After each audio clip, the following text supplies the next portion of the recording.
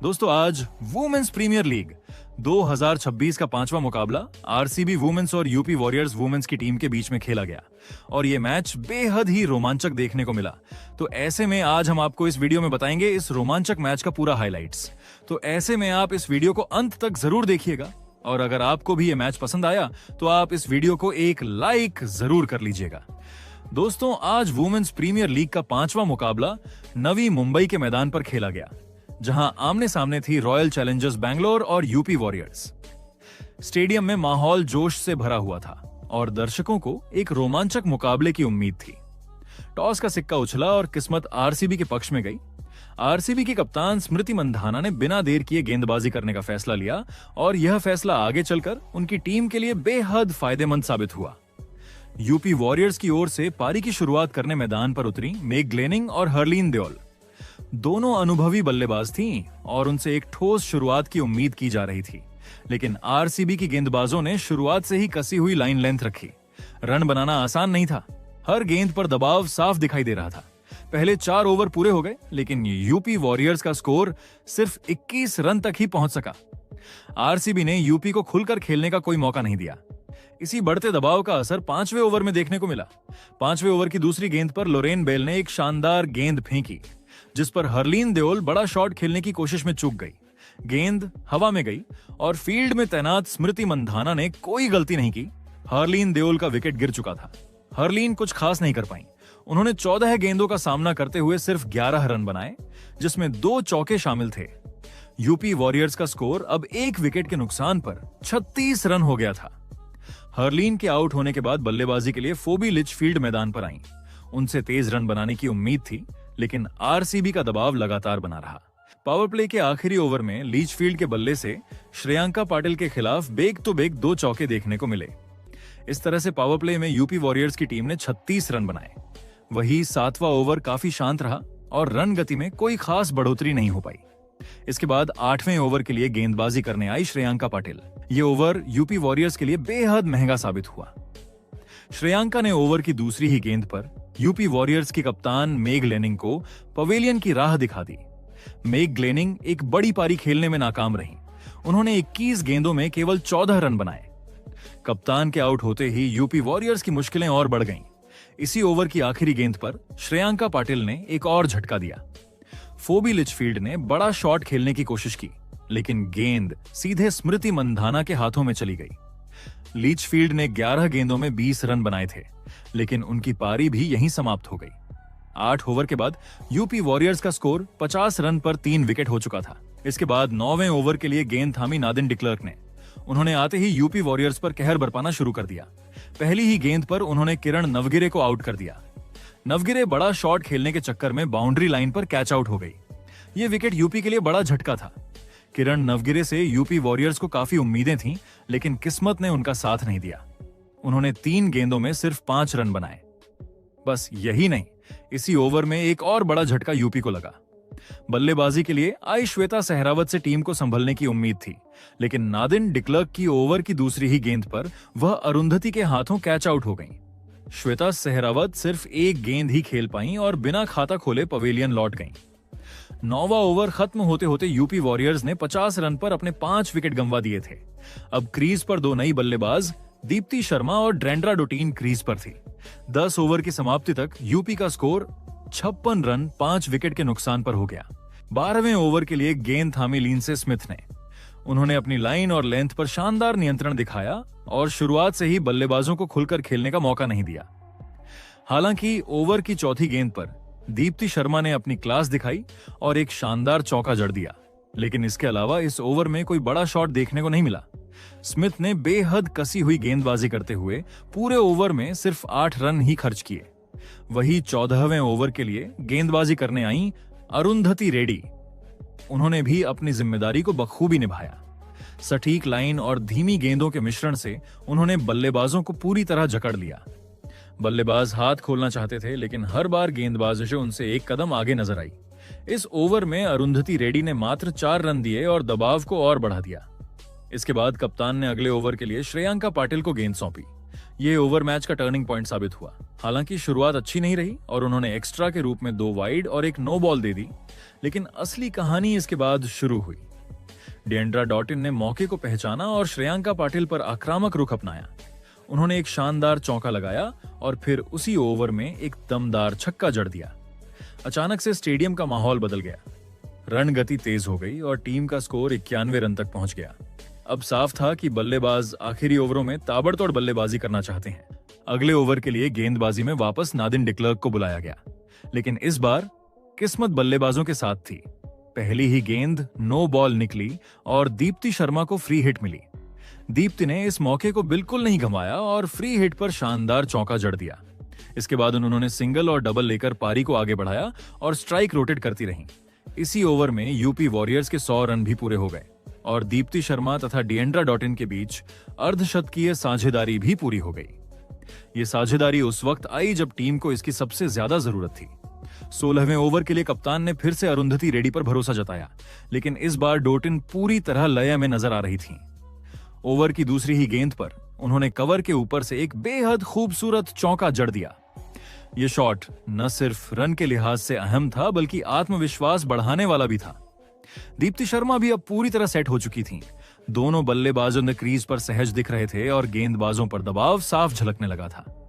अब पारी में सिर्फ 3 ओवर बाकी थे। 18वें ओवर के लिए स्मिथ को दोबारा गेंद सौंपी गई। उन्होंने अपने अनुभव का बेहतरीन इस्तेमाल किया और एक बार फिर किफायती गेंदबाजी की। बल्लेबाजों बड़े शॉट लगाने की कोशिश कर रहे थे, लेकिन लैंस स्मिथ ने उन्हें ज्यादा मौके नहीं दिए। इस ओवर में भी सिर्फ 8 रन ही आए, जिससे मैच आखिरी 2 ओवरों पर आकर टिक गया। 19वें ओवर के लिए नादिन डिक्लर्क को गेंदबाजी का जिम्मा सौंपा गया, लेकिन इस बार दीप्ति शर्मा ने कोई रहम नहीं दिखाया। ओवर की दूसरी ही गेंद पर उन्होंने लेग साइड की ओर एक शानदार छक्का जड़ दिया। गेंद सीधे दर्शकों के बीच जा गिरी और स्टेडियम तालियों से गूंज उठा। अब पारी की सिर्फ 6 गेंदें बाकी थीं और बल्लेबाज आखिरी ओवर में बड़ा धमाका करने के इरादे से तैयार थीं। अंतिम ओवर के लिए एक बार फिर श्रेयांका पाटिल को बुलाया गया। ओवर की पहली ही गेंद पर डिएंड्रा डॉटिन ने सामने की ओर एक जबरदस्त छक्का जड़ दिया। इसके बाद ओवर की तीसरी और आखिरी गेंदों पर दीप्ति शर्मा ने लगातार 2 शानदार चौके लगाए। गेंदबाज पूरी तरह दबाव में आ चुकी थीं और बल्लेबाज हर गलती का पूरा फायदा उठा रही थीं। इस तरह यूपी वॉरियर्स ने अपनी पारी का अंत 143 रन पर 5 विकेट के नुकसान के साथ किया। दीप्ति शर्मा ने नाबाद 45 रन की बेहतरीन पारी खेली, जिसमें 5 चौके और 1 छक्का शामिल था। दूसरी ओर डॉटिन ने भी नाबाद 40 रन की शानदार पारी खेलकर टीम को मजबूत स्कोर तक पहुंचाया। अब रॉयल चैलेंजर्स बैंगलोर के सामने जीत के लिए एक 144 रन का लक्ष्य था। 144 रनों के लक्ष्य का पीछा करने उतरी रॉयल चैलेंजर्स की टीम पूरे आत्मविश्वास से भरी हुई नजर आ रही थी। पारी की शुरुआत करने के लिए कप्तान स्मृति मंधाना के साथ ग्रेस हैरिस मैदान पर उतरी। सामने गेंद थामे थीं दीप्ति शर्मा। पहली ही गेंद पर ग्रेस हैरिस ने अपने इरादे साफ कर दिए। दीप्ति शर्मा की गेंद को उन्होंने पूरे आत्मविश्वास के साथ कवर के ऊपर से चौके के लिए भेज दिया और अपना खाता खोला। जिसके बाद ओवर की आखिरी गेंद पर भी ग्रेस हैरिस ने एक और शानदार चौका जड़ दिया। पहले ही ओवर में 10 रन आ चुके थे और रॉयल चैलेंजर्स की शुरुआत बिल्कुल वैसी ही थी जैसी वे चाहती थीं। स्मृति मंधाना ने भी ज्यादा देर इंतजार नहीं किया। उन्होंने अपनी पहली ही बाउंड्री के साथ रन खाते की शुरुआत की। क्लासिक कवर ड्राइव पर निकला चौका देखकर ऐसा लगा मानो गेंद उनके बल्ले से चिपक कर निकली हो। दोनों बल्लेबाज पावर प्ले की शुरुआत बड़े आत्मविश्वास और आक्रामक अंदाज में कर रही थीं। हर गेंद पर रन लेने की मंशा साफ दिख रही थी और यूपी वॉरियर्स के फील्डरों पर दबाव बढ़ता जा रहा था। तीसरा ओवर लेकर आई शिखा पांडे। इस ओवर की पहली 2 गेंदों पर स्मृति मंधाना ने अपने अनुभव और टाइमिंग का शानदार प्रदर्शन किया। पहली गेंद पर एक बेहतरीन छक्का और अगली ही गेंद पर एक जोरदार चौका। स्टेडियम में तालियों की गूंज फैल गई। हालांकि इसके बाद शिखा पांडे ने शानदार वापसी की और लाइन लेंथ में सुधार करते हुए रन गति को थोड़ी देर के लिए रोकने की कोशिश की, लेकिन नुकसान तब तक हो चुका था। ग्रेस हैरिस और स्मृति मंधाना दोनों ही यूपी वॉरियर्स के गेंदबाजों को आड़े हाथों ले रही थीं। हर डीली गेंद को सजा मिल रही थी और अच्छी गेंदों पर भी सिंगल या डबल निकाल लिए जा रहे थे। जिसके बाद चौथे ओवर में गेंदबाजी करने आई क्रांति गौड़ को स्मृति मंधाना ने खास निशाना बनाया। इस ओवर में उन्होंने लगातार 3 शानदार चौके जड़े। यहां से मैच पूरी तरह रॉयल चैलेंजर्स के पक्ष में झुकता हुआ नजर आने लगा। 5 ओवर की समाप्ति तक यूपी वॉरियर्स 3 अलग अलग गेंदबाजों से गेंदबाजी करवा चुकी थी, लेकिन कोई भी गेंदबाज रनों पर लगाम नहीं लगा पा रहा था। पावर प्ले का आखिरी ओवर डालने के लिए आईं डिएंड्रा डॉटिन। यूपी वॉरियर्स को उम्मीद थी कि शायद इसी ओवर में कोई विकेट मिल जाए और मैच में वापसी की एक छोटी सी उम्मीद जगी, लेकिन इस ओवर की शुरुआत ही उनके लिए किसी बुरे सपने से कम नहीं थी। डिएंड्रा डॉटिन ने पहली ही गेंद नो बॉल फेंक दी और इस फ्री हिट पर ग्रेस हैरिस ने शानदार चौका जड़ दिया। यह चौका यूपी वॉरियर्स के हौसलों पर और बड़ा प्रहार था। इसके बाद ग्रेस हैरिस ने गियर बदल लिया। इस ओवर में उन्होंने लंबे लंबे शॉट खेलने शुरू कर दिए। एक के बाद एक शानदार छक्के और चौके देखने को मिले। गेंद मानो हवा में उड़ रही थी और फील्डर सिर्फ दर्शक बनकर रह गए थे। इसी ओवर में ग्रेस हैरिस ने मात्र 22 गेंदों में अपना अर्धशतक पूरा कर लिया। ये पारी ताकत, टाइमिंग और आत्मविश्वास का बेहतरीन उदाहरण थी। डिएंड्रा डॉटिन ने इस छठे ओवर में 32 रन लुटा दिए और इसी के साथ 6 ओवर की समाप्ति पर रॉयल चैलेंजर्स का स्कोर 78 रन तक पहुंच गया। पावर प्ले खत्म होते होते मैच लगभग एक तरफा हो चुका था। वही 7वें ओवर में स्मृति मंधाना ने सोफी एक्लेस्टोन को भी नहीं बख्शा। उन्होंने शानदार फुटवर्क का इस्तेमाल करते हुए 2 बेहतरीन चौके जड़े। इन शॉट्स में उनकी क्लास और अनुभव साफ झलक रहा था। ग्रेस हैरिस दूसरे छोर से लगातार स्ट्राइक रोटेट कर रही थीं और मौका मिलते ही बड़े शॉट खेल रही थीं। 8वें ओवर में रॉयल चैलेंजर्स ने टीम के 100 रन पूरे कर लिए। इसी ओवर में स्मृति मंधाना और ग्रेस हैरिस के बीच शतकीय साझेदारी भी पूरी हो गई। ये साझेदारी इस रन चेज की रीढ़ साबित हुई। अब रॉयल चैलेंजर्स को जीत के लिए मात्र 35 रनों की जरूरत थी और दोनों बल्लेबाज पूरी तरह से क्रीज पर सेट थीं। अब स्मृति और हैरिस दोनों बल्लेबाजन उसी आत्मविश्वास और आक्रामक अंदाज में खेल रही थीं। ग्रेस हैरिस तो जैसे रुकने का नाम ही नहीं ले रही थीं। सामने गेंदबाजी के लिए सोफी एक्लेस्टोन आई और उनकी पहली ही गेंद पर ग्रेस ने कदमों का शानदार इस्तेमाल करते हुए गेंद को सीधा दर्शकों के बीच भेज दिया। हालांकि इसके बाद सोफी एक्लेस्टोन ने जबरदस्त वापसी की। दूसरी तरफ स्मृति मंधाना लगातार स्ट्राइक रोटेट कर रही थीं और उनका अर्धशतक अब बस कुछ ही रनों की दूरी पर था। तभी गेंदबाजी के लिए फिर से दीप्ति शर्मा आईं। ओवर की पहली ही गेंद पर स्मृति मंधाना ने कवर के ऊपर से शानदार चौका जड़ दिया।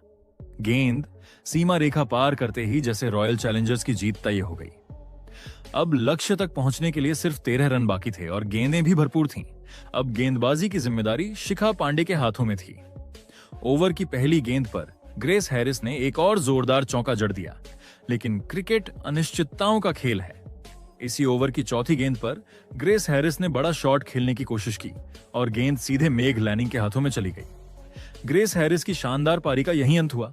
उन्होंने 40 गेंदों में 85 रनों की विस्फोटक पारी खेली, जिसमें 10 चौके और 5 गगनचुंबी छक्के शामिल थे। उनके आउट होते ही पूरा मैदान तालियों की गड़गड़ाहट से गूंज उठा। इसके बाद बल्लेबाजी के लिए ऋचा घोष क्रीज पर आईं। उन्होंने आते ही अपने इरादे साफ कर दिए। शिखा पांडे की 5वीं गेंद पर उन्होंने जोरदार चौका जड़ते हुए अपना खाता खोला।